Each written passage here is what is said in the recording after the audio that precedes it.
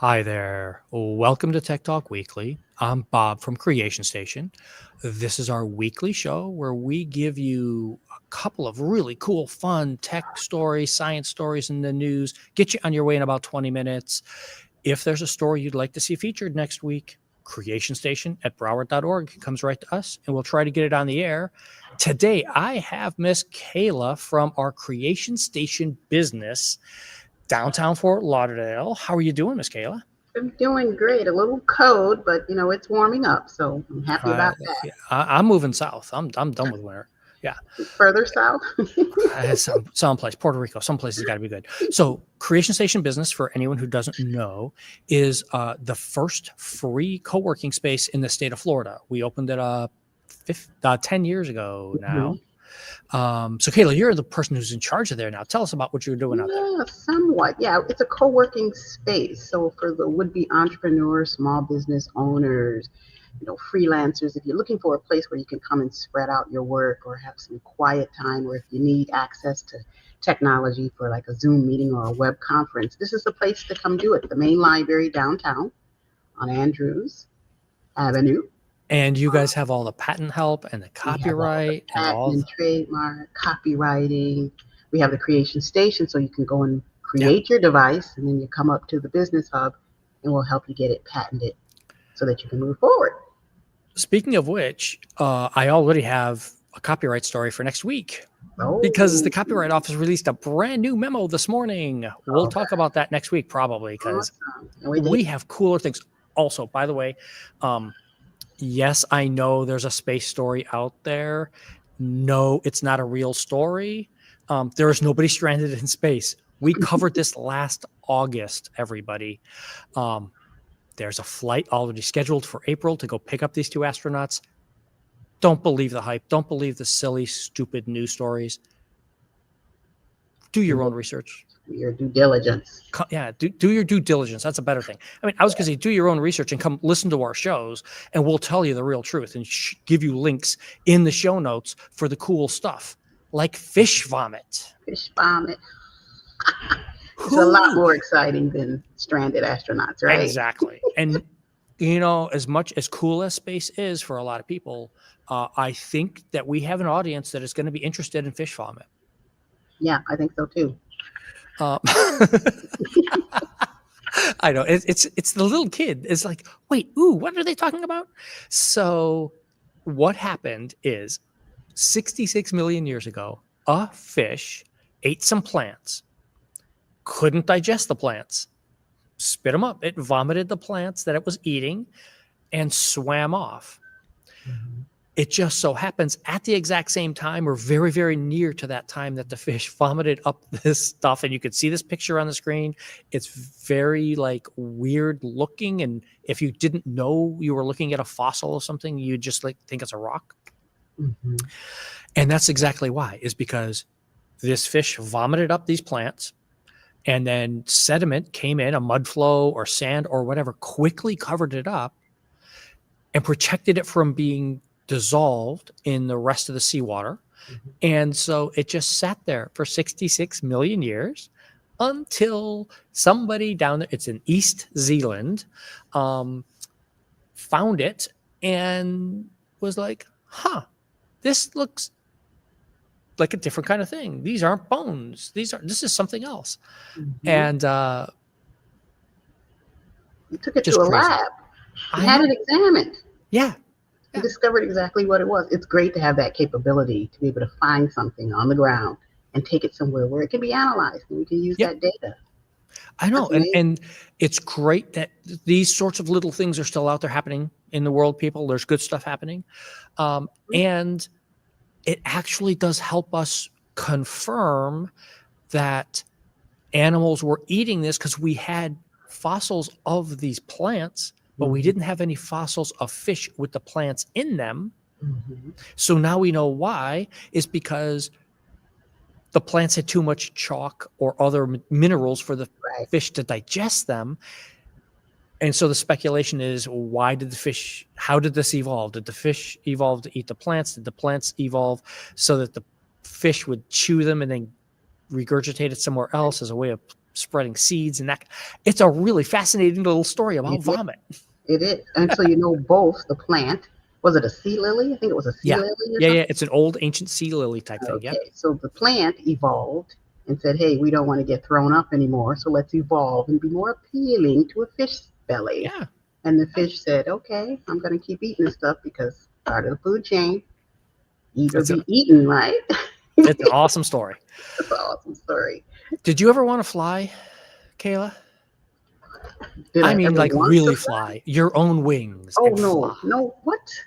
Why would I want to do that? That's insane. Well, there's a lot of people who do the angel thing and want to fly and do the piece. So no.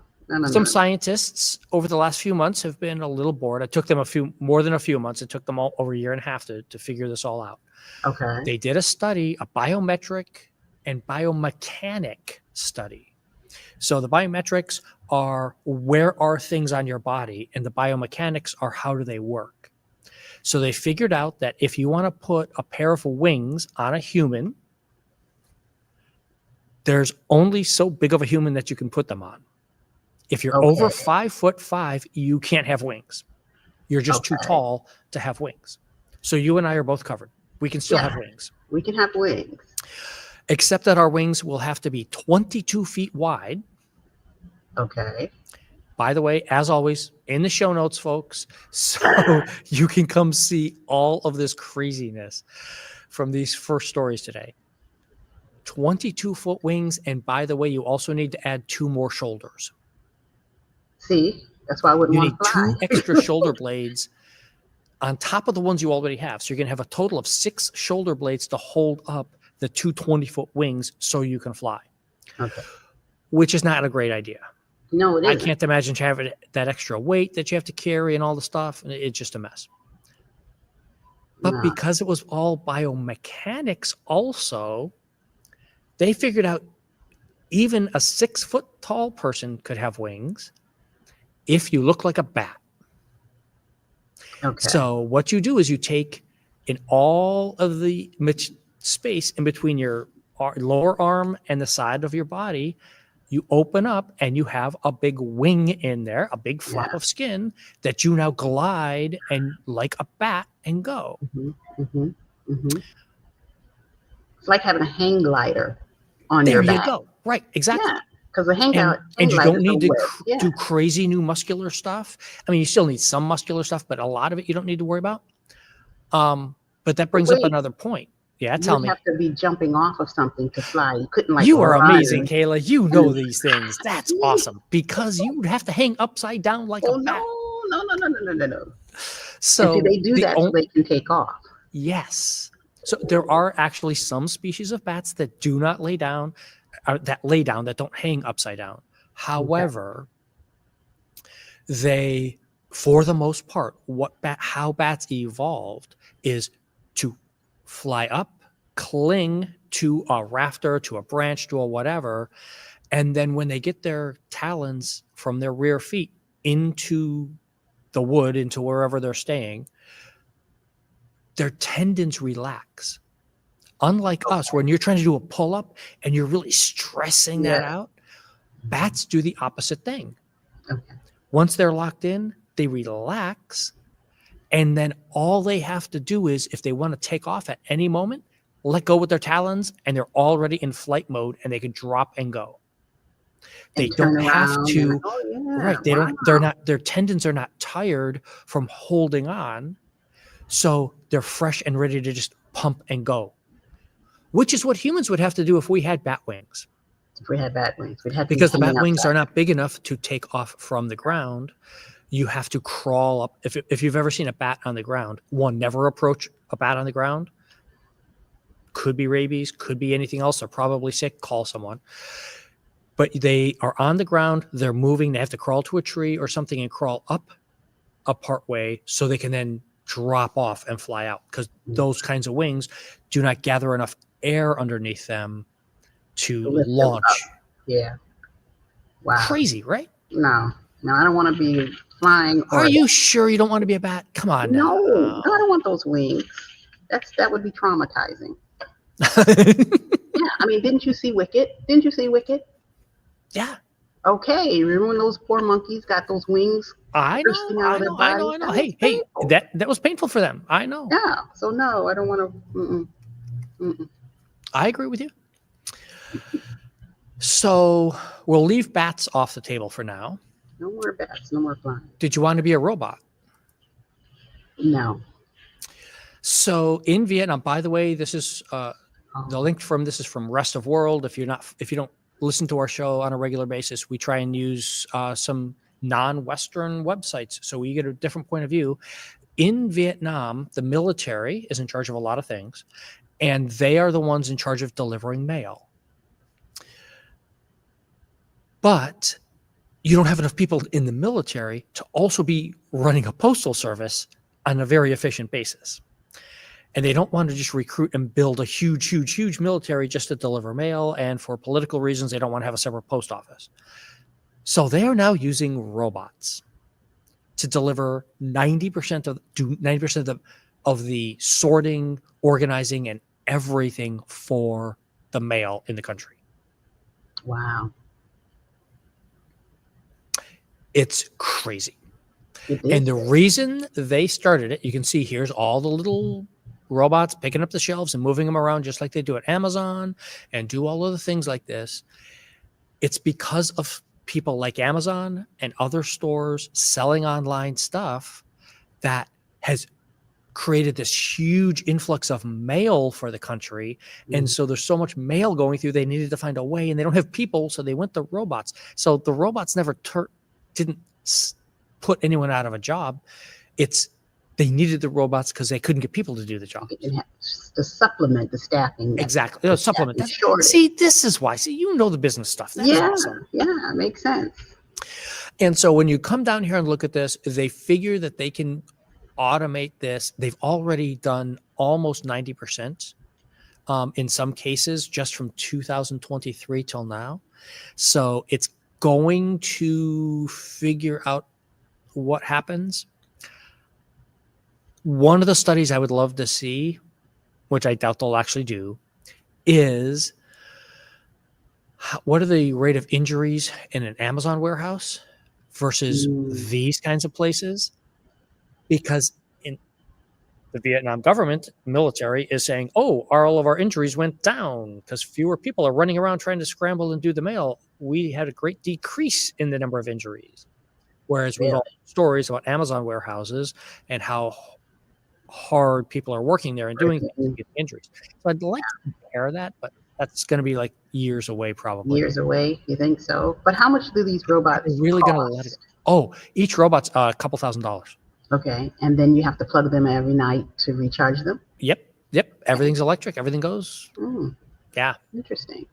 Now it's a couple $1,000s because they've already reached that point. The first ones are tens of thousands of dollars. Right. But as you start building and getting economies of scale and stuff, it's great. Okay. Cost efficiency has set in. Yep. Which now makes it viable to spread this technology to other areas outside of the post office. And then do more sales, and then it just feeds on itself. I know, it's crazy, isn't it? All right. It's great. All right. So, by the way, did you hear there was an AI story this week there, Kayla? There's always an AI story. Which one are you talking about? DeepSeek. Oh, yes. So, over the weekend, Sunday night, Monday morning, depending upon how you view things, Saturday night thing, what part of the world you're on, DeepSeek came out. DeepSeek is a new AI model, new AI type, and a new company. DeepSeek is the name of the company that puts it out. They have multiple different models. They came out on Monday, and the stock market in the United States went haywire. Sure did. And plummeted. NVIDIA lost $600 billion in less than 24 hours. Insane. Largest loss by percentage, by dollars, by everything ever in the history of stocks, at least in the United States. So why that happened was because people weren't paying attention to what was really going on, in my opinion. Right. Do you know how these models work at all, Kayla? No. Okay. So when you I do just it, invest. I don't need to okay. know. I just invest. So when you are using ChatGPT or Copilot or Gemini or any of these possibilities out, Right? you Okay. are doing a request. You're sending that request out into a The cyber world. chatbot, Yeah. and you are getting a response back. That is one model of what's going on. Right. There's a secondary thing in the background that is a training module, that where your chatbot got all of its information from, and it goes back and how it learned how to give you answers. So there's two separate things going on here. Okay. What DeepSeek seems to have figured out is how to make that primary front-facing one so much cheaper, like a third or less money to run than OpenAI does, than Gemini, than any Wow. of the stuff. Yeah, I heard it said Copilot, they etc. use less chips, or they use less chips, or is that Wrong. what? That's the confusion part for everybody. That's Okay. why I wanted to cover this on the show. Thank you, Kayla. Why is it? Why is it faster? Why is it better? It runs faster and better because China, has a restriction on which chips they can use. Right. That's true. Yep. Don't worry. I can hear the people who know AI about to start yelling at me. I'm going to get back to that. Don't worry. So the chips that they use have to be the lower end chips to run this stuff. And they have to be able to do it on cheaper power to make it work faster and better, which is what freaked everybody out at first, because NVIDIA makes all these high end graphics cards and chips to use for this stuff. And so they're like, oh my gosh, if nobody needs to use these chips, they're not going to need these things. So it's all going to panic and go away, which is what was happening on Monday and into Tuesday. I know we're only on Thursday, folks. It's been a long 4 days. In AI world, this has been an ancient thing now. It has been. But let's come back to those original high-end chips that China managed to get a few in before the previous administration put blocks to stop China from getting them.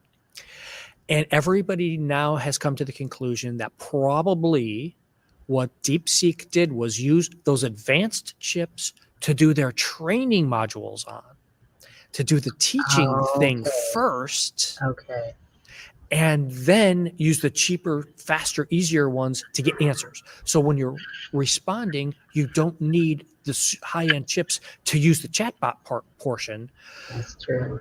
But you do need them to do the high-end stuff or the learning stuff behind. Okay.